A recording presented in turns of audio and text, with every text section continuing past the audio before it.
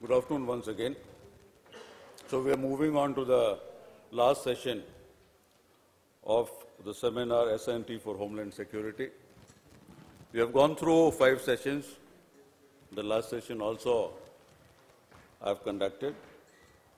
This is a framework.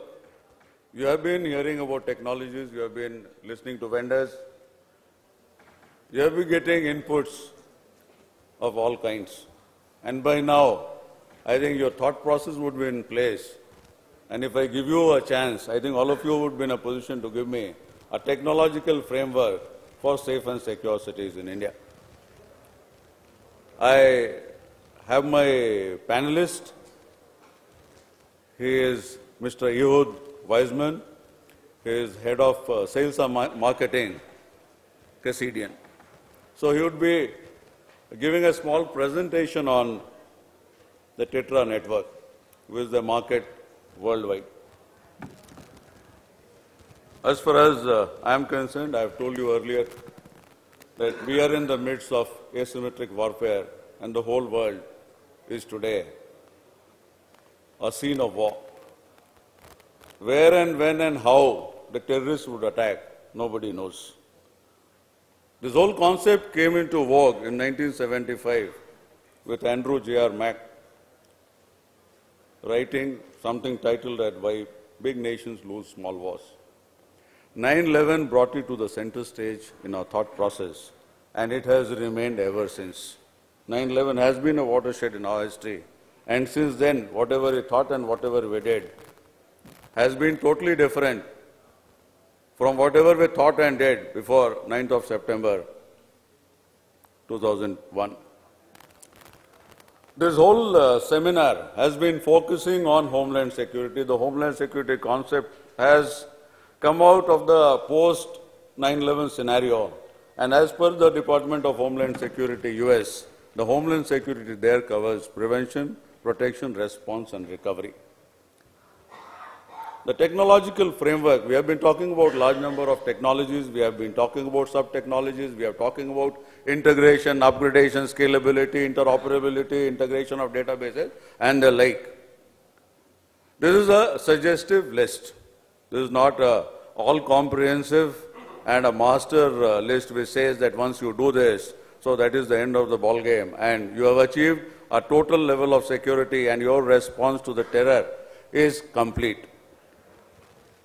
In the suggestive list of the technological framework, we have an ERP solution, a GIS-based crime analysis and reporting engine which works on this ERP solution, command and control center, interception systems, Tetra radio network, city-based video surveillance system, automatic vehicle location system, and geospatial technology. So this is a broad framework. I know we are running late, and I'll try my level best to wrap it up as fast as I can. We will not get into great details.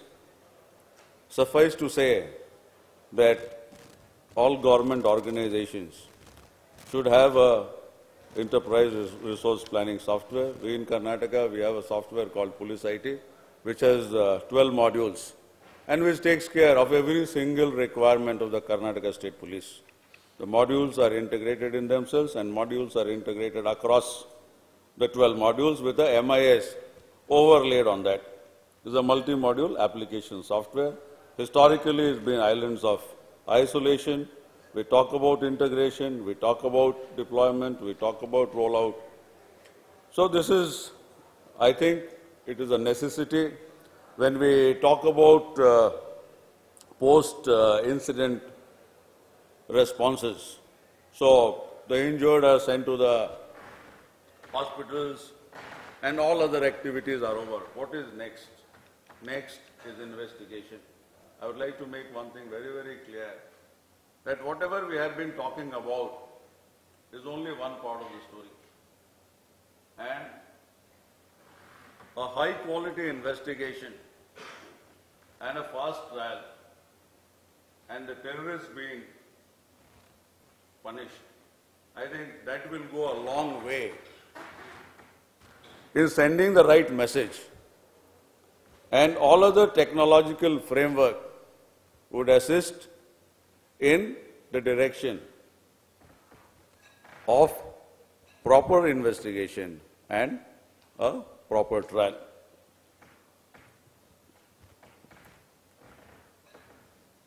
I'll not get into the architecture, functionality of ERP solutions. I don't think that is the purpose of this particular session. What I would intend to say is that finally, as it has been often repeated, but very rarely done on the ground, is that we are not able to obtain the right mix of people, processes, and technology. Today, the networks have to talk to each other and not human beings. Only when the networks talk, only when we get actionable data, only when we get comprehensible data, only then our work starts. Human intervention starts at that point in time.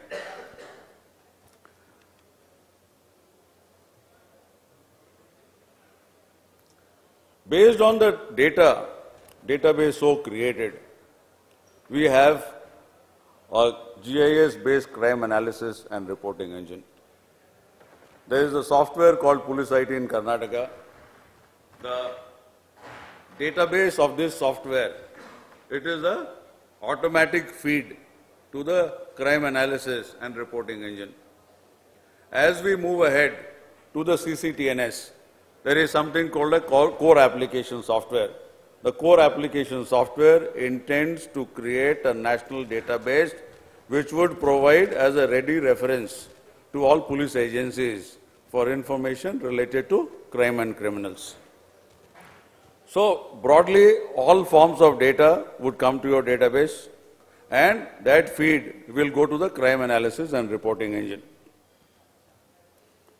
We have been using this software for a couple of years, and we intend to use this, changing our feed from Police IT to the core application software of CCTNS. The data from the State Election Commission has also been overlaid on this to make it more sensible by way of the population and other such details. So put in a comprehensive manner, we are in a position to get clear-cut details of the environment in which the crime has taken place, which also becomes very critical in large number of issues related to scheduled castes, backward classes, different castes, communities, religions, so on and so forth.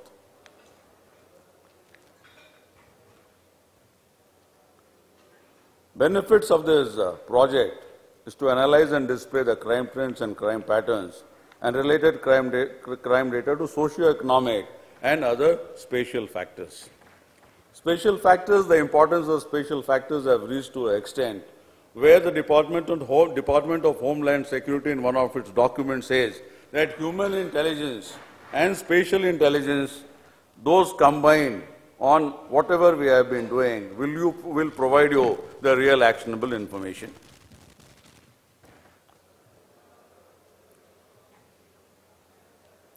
Command and control centers, I think it has been talked about day in and day out. Before we start on to the next phase of command and control systems, next phase of a technology which is at a much higher level, which is extremely costly, so to say, we have large number of systems in place. The integration of these systems has to happen in the first phase. We have an automatic vehicle location system in Bangalore. You have a control room for that. We have a control room for Dial 100. We have other Dial 100, you've got a software management system for that. So all these things combined, first they have to come to a level of complete integration, and then the scalability should arise. So the requirement of scalability cannot be at the expense of doing away with the legacy systems and creating something new. Once you go ahead in decimating systems which are functional, the learnings of the organizations are also lost. So what we intend to do is to take these legacy systems ahead, integrate with the ERP software, and try and deliver something which is out of the organizational learning. It is not implanted in in a totally different environment. And the end users again have to struggle from scratch to reach a level of proficiency. I don't think there would be anybody who would have a difference of opinion with regard to command and control centers. The way it should be handled, there are standard practices across the globe. We have best practices available. The ability to take ourselves to the global standards, so that is the issue. We have had issues with related to communication between the law enforcement agencies and the top executive of the state, were in the background of the Bombay attacks. So those issues can be handled, can be dealt when the appropriate technology is placed. We have Ehud, who would be telling you about the TETRA network. And it is my opinion that TETRA network, it is a technology which is better than GSM when we require it for public safety networks. The C4 functionalities, we'll switch over to TETRA later. The C4 functionalities nearly takes care of all our requirements from incident management, video management, sensor management, situation at the glass. There's some wall which we have been talking about, which have all the details for the chief executive, for the commissioner of police, for the functionaries who are supposed to decide on these issues.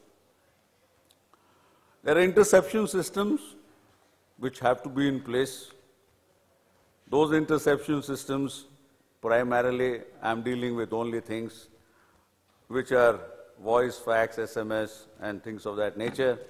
For our law enforcement agencies, what we need is a unified monitoring center. We need data mining, visual analytics, JS locations, speaker ID, and more. And on the tactical side, we have tools like Hawk, Osprey, and Honor.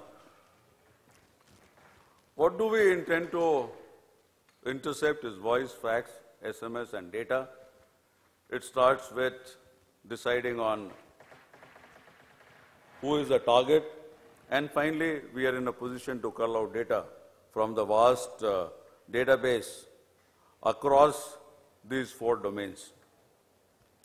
The mass interception architecture, we have basically the software and the processing mechanism, which will give you finally intelligent piece of information, which will give you the inter-referencing, which will give you the connectivity, which will provide you a data which has just been talked about in the last session also.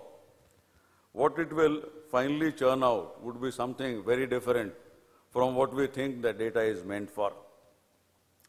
In this slide also, we start with the case, targets, warrant, request, interception request, and that is how we are getting from the central monitoring center, remote monitoring center. It connects to multiple service providers, intercepts voice, fax, and the other details are mentioned in the slide. This is the user interface, is as simple as your normal emails. There is something called a Harrier, which provides you the identity, which provides you the geolocator. It will be able to tell you as to where you are, how it happens. So this is the process where you have a proxy system which takes over your communication, and we are in a position to know as to where you are actually operating. After that, you get into the direction finder, and based on the direction finder, you will be able to get your target at exactly the location where he is. So it will provide you the right direction to reach the target which you intend to. I think this is one tool which will help you interconnect with the databases, though they are still not been integrated.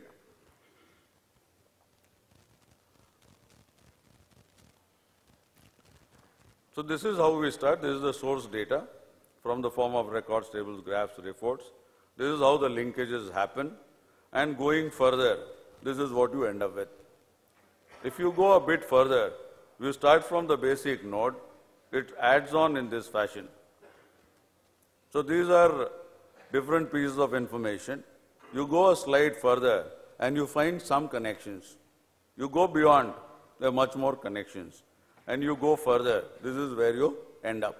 There might be one or two more layers which can be added to it, depending on the complexity of the purpose and depending on the subject and the target and the requirements of that particular organization. So this is the architecture. So I'll try and finish with my presentation, then we'll have youth for Tetra. So I'll not be touching upon Tetra. We have the city-based video surveillance systems, which all of you are aware, but still we don't have any city where we have a complete city-based video surveillance system. So there are certainly issues with regards to that. It might start with the procurement, it might encompass within itself even appropriate technologies. It can also have issues with regards to standards and the uniform deployment. It can also have issues where the different cities, whether they can be integrated into one country-based video surveillance network by providing access and privileges. So this is the architecture which most of you would be aware of. And video management is certainly not a rocket science now. It has come on to the normal public domain. CCTVs have been used for, I think, a couple of at least decades. And this video surveillance system, it helps in your response management, and it can give the communication on any number of gadget. Can be in your PDA, iPhone, cells, and it can also get onto your wireless communication.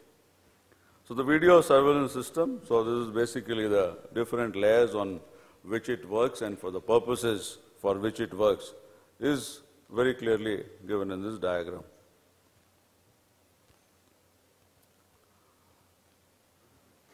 The results, impact and use of video surveillance. I think one single shot of Kasab has certainly changed what we thought a video surveillance can do. There is one thing which is for sure, that most of the terror-related incidents in this world which have been investigated successfully, the input of video footage has been extremely critical. So this explains the critical importance of having a city-based video surveillance system which can be analyzed in the manner and in the speed and at the pace which it is required. We cannot keep on analyzing a huge amount of data over days and over years, and just because there is lack of analytics on it, you are not able to find out as to where the real issue is.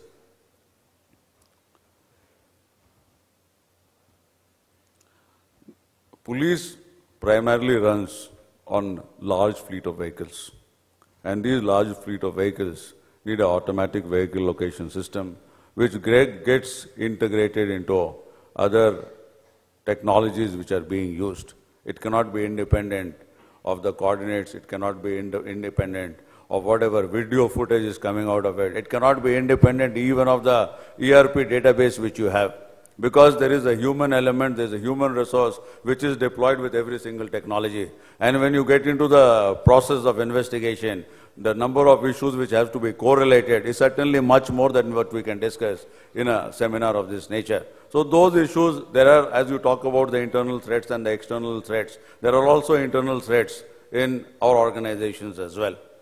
So those internal threats also have to be tackled, and there sometimes we might get information from sources where we don't expect. GPS AV-less technology is not new to the audience here.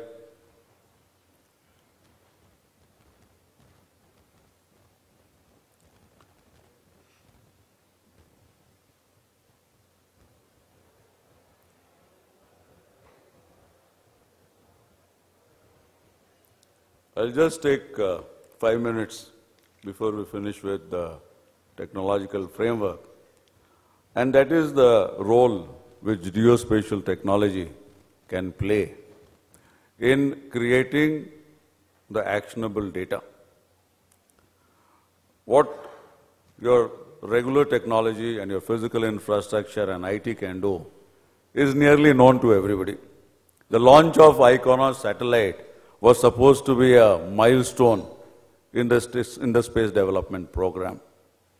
IKONOS satellite gives you a huge amount of spatial data, and the spatial data is analyzed by the Imaging Corporation. So there's a huge amount of processing which is required in the geospatial data till the time it reaches the end user, and the end user is in a position to use that data. And the end user, who is the operational commander, his bosses in his hierarchy of command and control, and the scientist or the IT engineer or technician who is handling the whole show, they all have to be on the same page.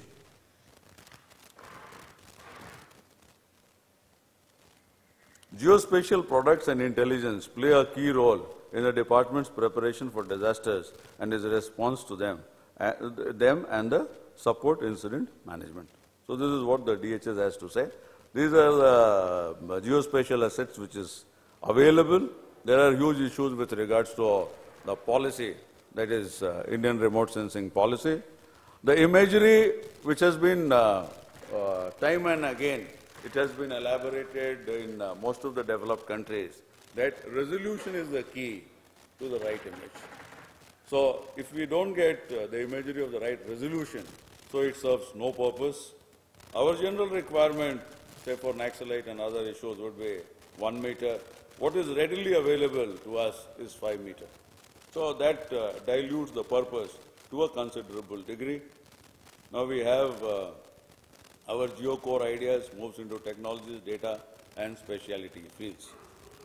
So it provides you enhanced understanding of the facility is vulnerable and speed up the detection and response time. We should have it in mind that wherever you reach by your normal processes of physical and IT infrastructure, this will be added layer and which will certainly provide you the third eye. And your operations become much more simpler, much more easier. So the final destination with regards to geospatial preparedness is to have an overall capability and capacity necessary to enable all levels to perform essential functions such as prevention, detection, planning, mitigation, response and recovery in order to minimize loss of life and property. I think we owe it to every Indian that we have a technological framework, and that technological framework is completely integrated and it is able to provide the results on the parameters with which we have started our planning and with which we have created the blueprint. I will request Ehud to finish his presentation in another 5 minutes or so. And after that, we'll open for question and answers if there are some.